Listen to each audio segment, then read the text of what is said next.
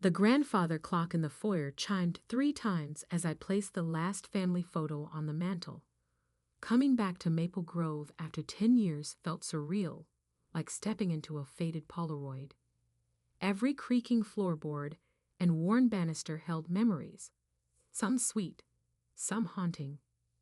I'd spent my childhood in this Victorian mansion, watching my grandmother tend her prized roses while my father locked himself away in the study, buried in mysterious research. Now, at 35, I had finally bought it back after the bank foreclosure. My decade as a successful architect in London had given me the means, if not the closure I sought. Home sweet home, Grandma Rose, I whispered, touching the portrait above the fireplace. She had died here 15 years ago, the same year my father vanished without a trace. The official story was that he had abandoned us, but I never believed it. Dad wasn't perfect, but he wouldn't have left without saying goodbye. The late October wind rattled the windows, carrying the scent of rain and decaying leaves. I had chosen this time to return because autumn had always been when the house felt most alive, when the veil between past and present seemed thinnest. My phone buzzed. A text from my mother.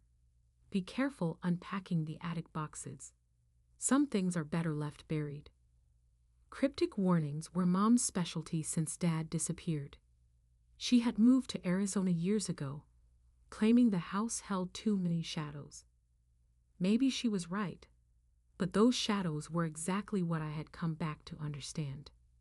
The doorbell's deep chime echoed through the empty rooms, startling me. Through the stained glass panels, I could make out a familiar silhouette, broad-shouldered, slightly stooped. Uncle Steve.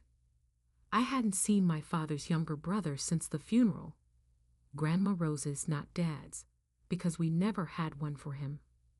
No body, no closure, just questions that grew wilder with each passing year. Emily? He said when I opened the door, his smile not quite reaching his eyes. You've grown up. It's been 10 years, Uncle Steve.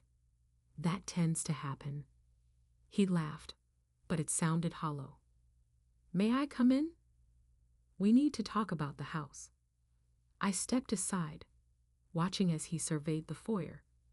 His expensive suit seemed at odds with the dusty surroundings, like a shark in a koi pond. I see you've started unpacking, he said, noticing the boxes. Might want to hold off on that. Why? He pulled an envelope from his jacket, yellowed with age. Because this house isn't yours to unpack in. My stomach tightened as he withdrew several documents, their edges worn soft with time. Your father promised this property to me 20 years ago, he continued, spreading the papers on the entry table, signed and dated June 15, 1999. I examined the documents, my architecture training helping me spot the details. The paper was genuinely aged, the ink properly faded. My father's signature looked authentic. This is impossible, I said. Dad would have told me. Would he? The same man who disappeared without a word. Uncle Steve's voice held a challenge. There's a lot you don't know about your father, Emily. Like what? He sighed, straightening his tie. Like the real reason he vanished. The research he was doing in that study. The deals he made to protect this house. What deals? Sign over the property to me, and I'll tell you everything. A floorboard creaked upstairs, the one outside Dad's old study that always protested under weight, but we were alone in the house. You're not the only one who's been waiting to come home, Uncle Steve said, noticing my startled look. This house has been patient, but its patience is running out. I gathered the documents, buying time to think. The signature date nagged at me. June 15, 1999. Why did that feel significant? I need time to verify these. I said. You have 24 hours. He headed for the door, then paused. Oh, and Emily? Stay out of the attic. Some boxes shouldn't be opened. The same warning as Mom's text. What were they all so afraid I'd find? After he left, I climbed the main staircase, following the familiar path to Dad's study. The door was locked, but I had found the key hidden inside Grandma Rose's old jewelry box months ago. The room smelled of leather and dust, unchanged since the day Dad vanished. Books lined the walls, their spines faded. His desk dominated the space, its surface bare except for a single leather-bound journal I didn't recognize. My hands trembled as I opened it, revealing my father's precise handwriting. June 15, 1999. Steve came today with a proposition. Says he can help protect the research, keep it hidden from those who would misuse it. But the price? Can I trust him with Rose's legacy? With Emily's inheritance? The house holds secrets older than any of us, if they knew what lies beneath. The entry ended abruptly. I flipped through more pages, finding scattered references to the work and Rose's discovery, but nothing concrete. My phone buzzed again. Mom, did Steve show up yet? How did you know he would? Because it's happening again. Check the locked drawer in your grandmother's vanity. The key is inside her favorite book, Jane Eyre, third shelf in the library. Hurry. Thunder rumbled outside as I raced to the library. Jane Eyre was exactly where she had said, its pages concealing a small brass key. Grandma Rose's room was on the east wing, preserved like a museum exhibit. Her vanity stood by the window, its mirror reflecting the darkening sky. The key fit perfectly into the drawer's lock. Inside, I found another journal, this one in my grandmother's elegant script. My dearest Emily, if you're reading this, then Steve has made his move. The papers he showed you are forgeries, clever ones, but false. Your father would never have signed away your inheritance, especially not on June 15, 1999. He couldn't have, because that was the day he discovered the truth about this house, about what your grandfather really built in the basement laboratory, about why Steve wanted it so desperately. There's a safe behind my portrait in the dining room. The combination is the date you first called me Grandma Rose. You were 3 years old, standing in my garden. Inside, you'll find everything you need to understand. But be careful, my darling. Steve isn't working alone, and he's not the only one watching the house. All my love, Grandma Rose. I stared at the letter, memories flooding back. I had been picking roses with her when I first called her that name. July 21, 1991. The storm was getting closer, lightning illuminating the room in harsh bursts. As I headed downstairs to the dining room, I heard it again, footsteps in the study above. But this time, they were followed by the sound of shuffling papers and opening drawers. Someone else was in the house, searching, and they had started in exactly the wrong place. The sound of rummaging upstairs grew more frantic as I quietly made my way to the dining room. Years of dust coated Grandma Rose's portrait, but her eyes still seemed to follow me as I approached. The safe was exactly where she had described, concealed behind the heavy gilt frame. My fingers trembled as I entered the date, 07 to 2191. The mechanism clicked softly, and the door swung open to reveal a stack of documents, a USB drive, and an old leather-bound notebook with a peculiar symbol embossed on its cover, a rose intertwined with what looked like scientific formulas. Footsteps creaked overhead, moving toward the stairs. I quickly grabbed everything, shoving it into my messenger bag.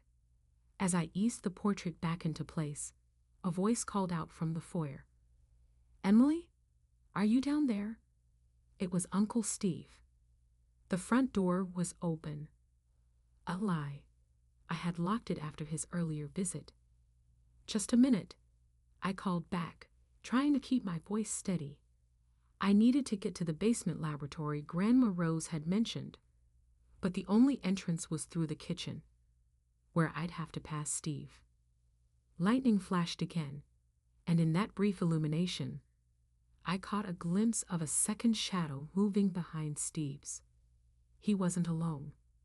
My phone vibrated. "Mom again. Don't trust anyone who comes to the house tonight. Use the servants' passage behind the pantry. Dad showed it to you when you were 12. Remember?" I did remember. Dad had made it into a game, teaching me all the house's secret pathways just in case. I'd thought it was fun then. Now I wondered if he'd been preparing me for this moment. "Emily?" Steve's voice was closer. "We need to talk about those documents."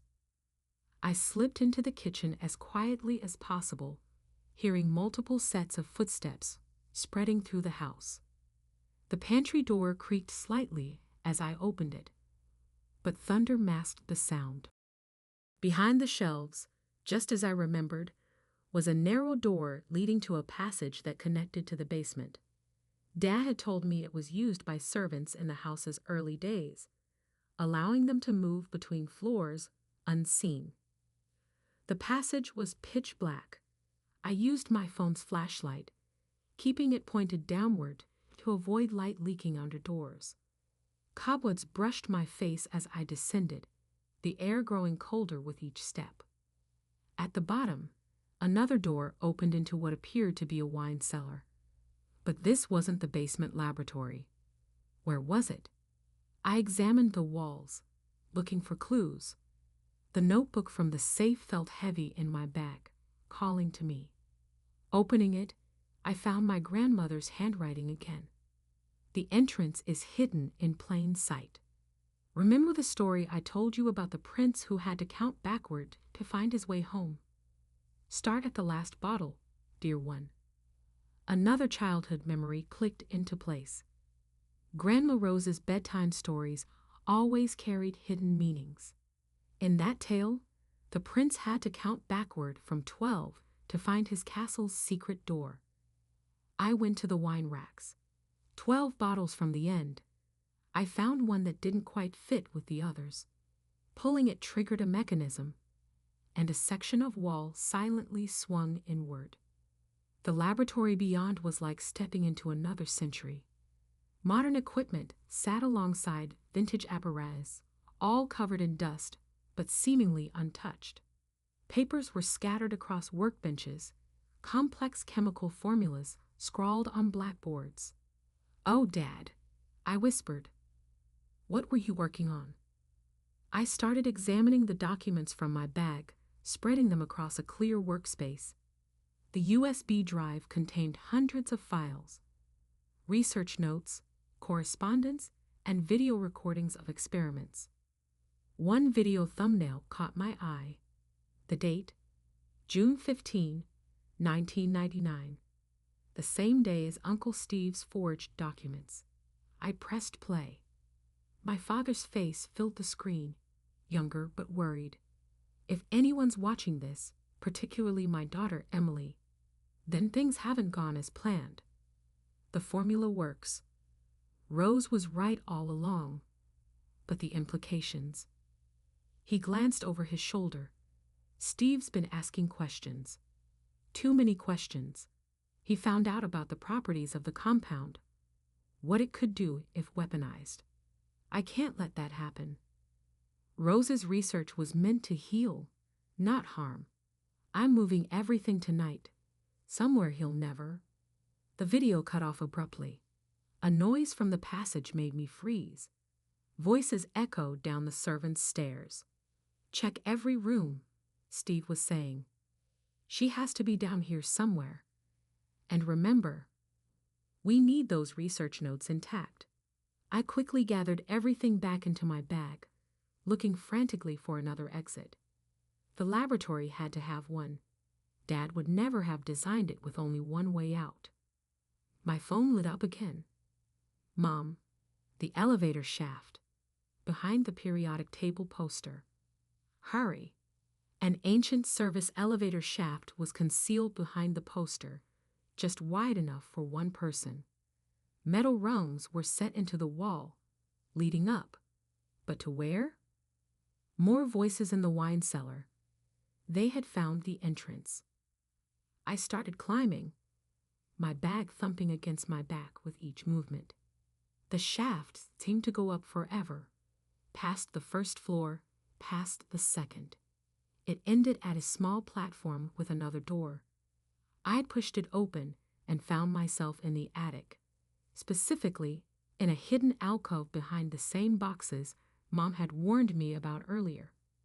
Through gaps in the boxes, I could see two men I didn't recognize searching the attic space, opening trunks and tossing aside old furniture. Nothing here. One said into a phone, "Just junk."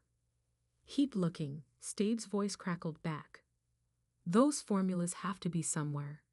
Emily's smarter than she looks, just like her grandmother. I stayed perfectly still, barely breathing, until they moved to another section of the attic. Then I carefully peeped into one of the boxes beside me. Inside were dozens of notebooks similar to the one from the safe, all bearing that same strange symbol. Research notes spanning decades, starting with my grandmother's early work and continuing through my father's additions. Now I understood. The house hadn't just been our home. It had been a vault, protecting something powerful enough that both my grandmother and father had given up everything to keep it hidden. My phone buzzed one final time. "Mom, when you're ready, meet me at Rose's garden. It's time you learned the whole truth."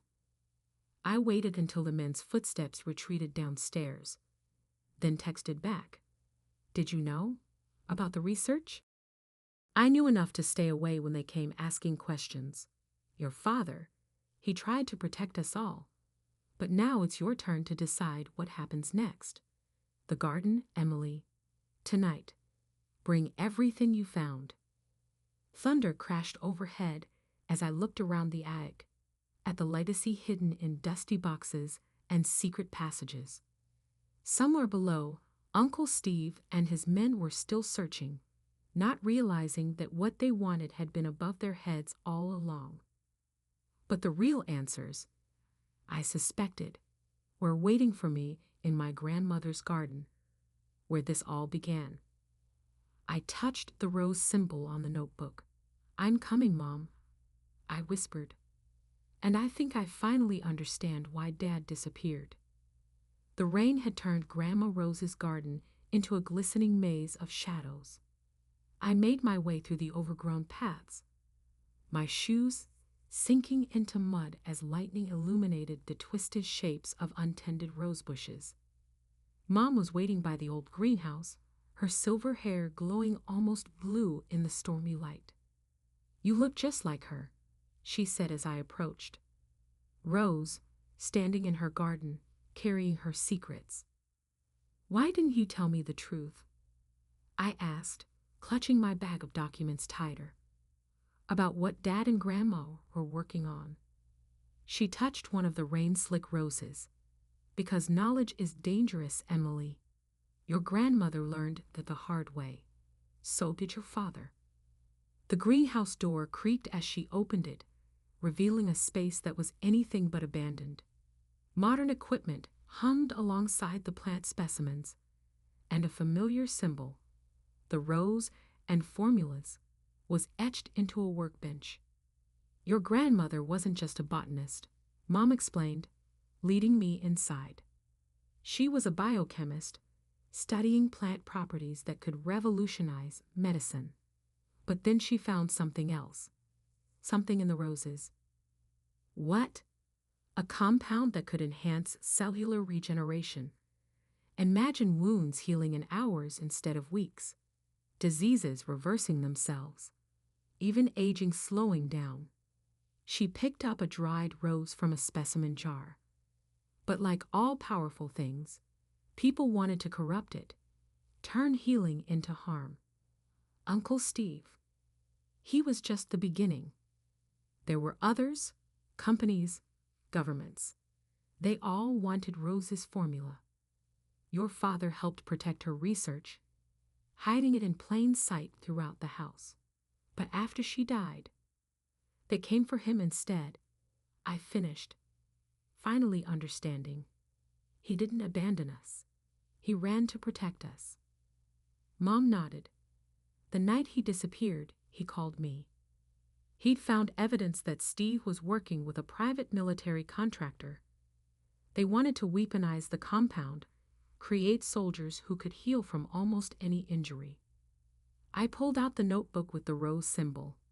But why come back now, after all these years? Because the patent protection on Rose's original botanical research expires next month. They think her later discoveries, the real breakthroughs, are hidden in the house's papers. And they're right. Lightning flashed again, and through the greenhouse glass, I saw movements in the garden. Flashlight beams sweeping the paths. They followed me, I realized with horror. No, Mom said calmly. They followed me. I knew they would. She pressed a key into my hand. Your father wasn't the only one with hiding places.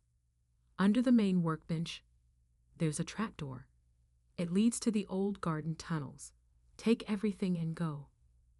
What about you? I'll handle Steve. I've been waiting for this chance for 15 years. She smiled, but it was hard and sharp. Did you really think I moved to Arizona for the weather? Before I could respond, the greenhouse door burst open. Uncle Steve stood there, flanked by two men in dark clothes.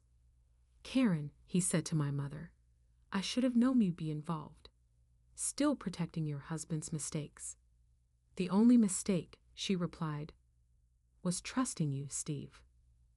I inched toward the workbench as they argued, feeling for the trapdoor. Where are the papers, Karen? Steve's voice was tight. The formula. We know Emily found something in the house. You know what your problem is, Steve. Mom stepped forward. You never understood what Rose was really working on. You saw weapons and profits. She saw healing and hope. Hope doesn't pay bills, but weapons, he smiled coldly. Now those are worth a fortune.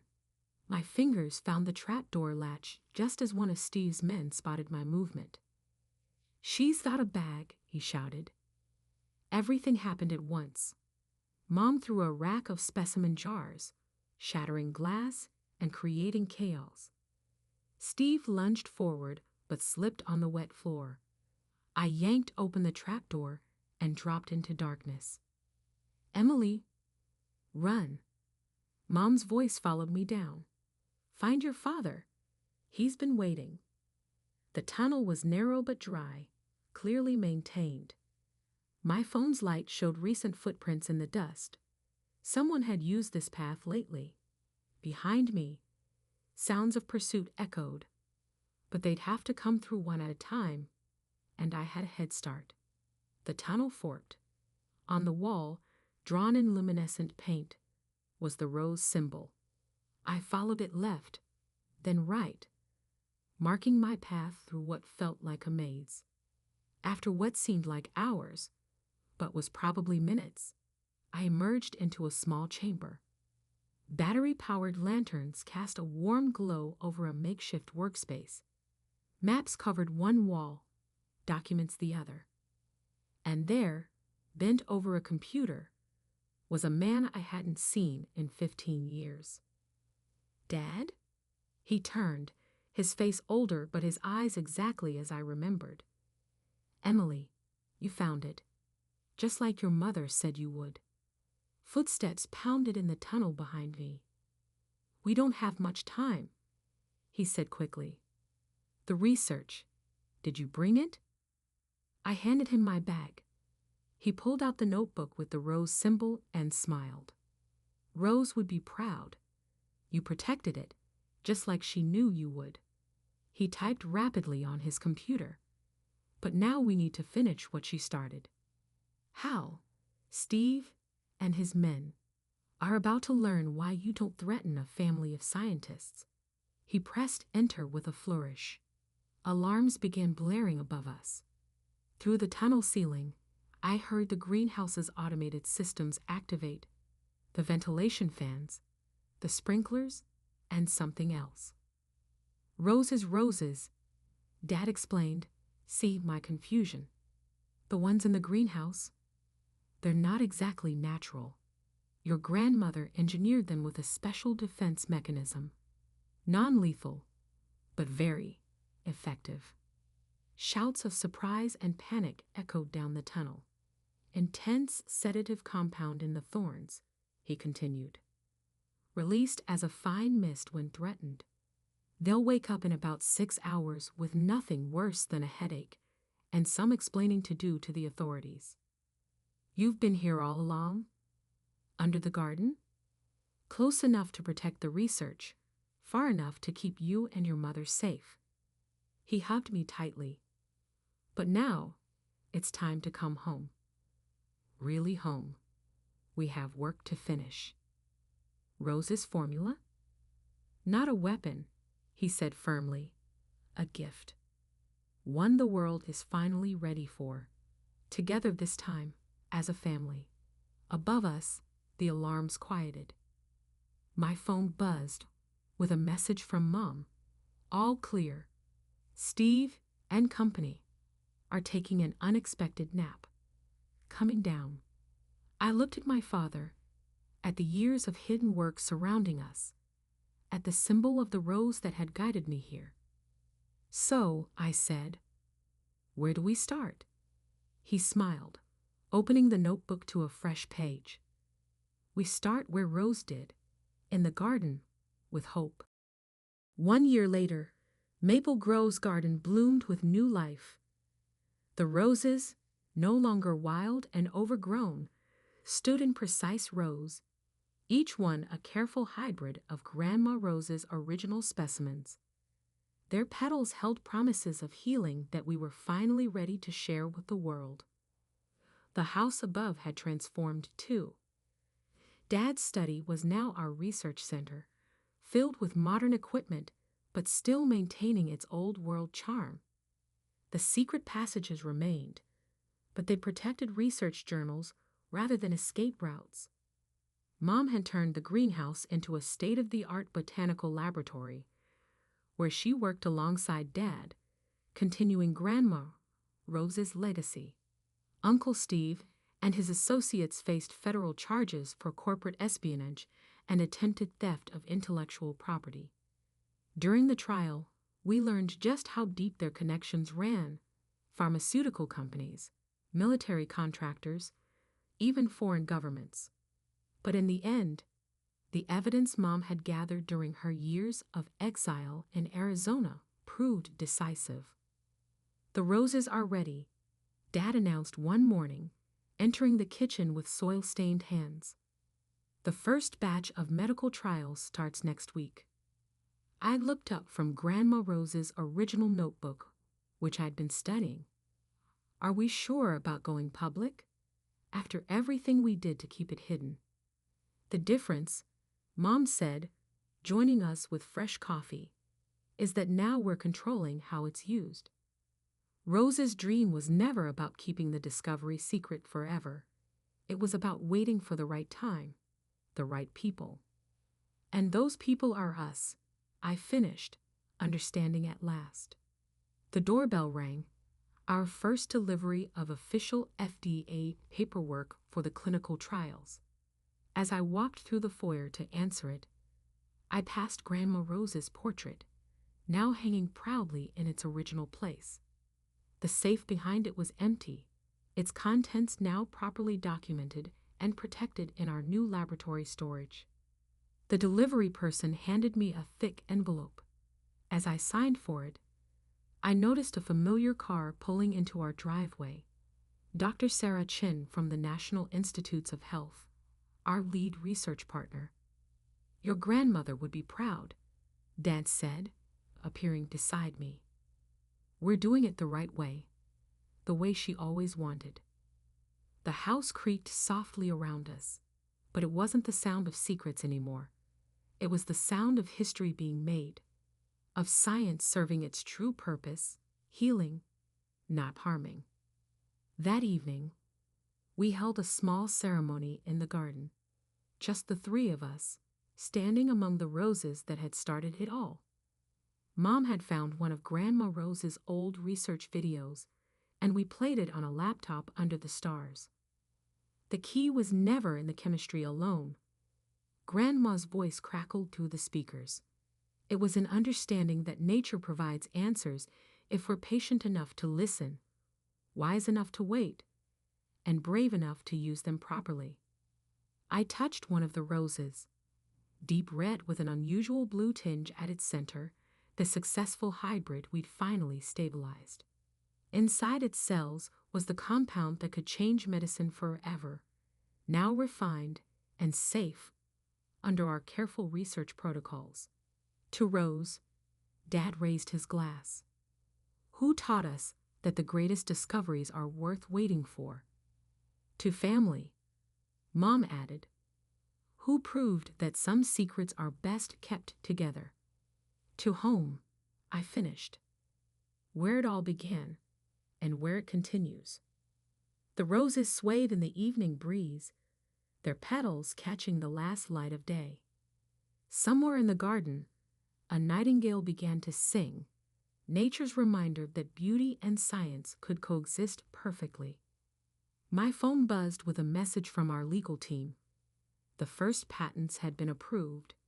Tomorrow, we would announce our breakthrough to the world, not as a weapon or a tool for profit, but as Grandma Rose had intended, a gift of healing, born from love and protected by family.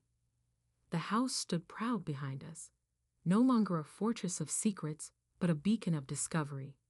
Its walls had kept us safe until we were ready, and now they would witness the next chapter of our story.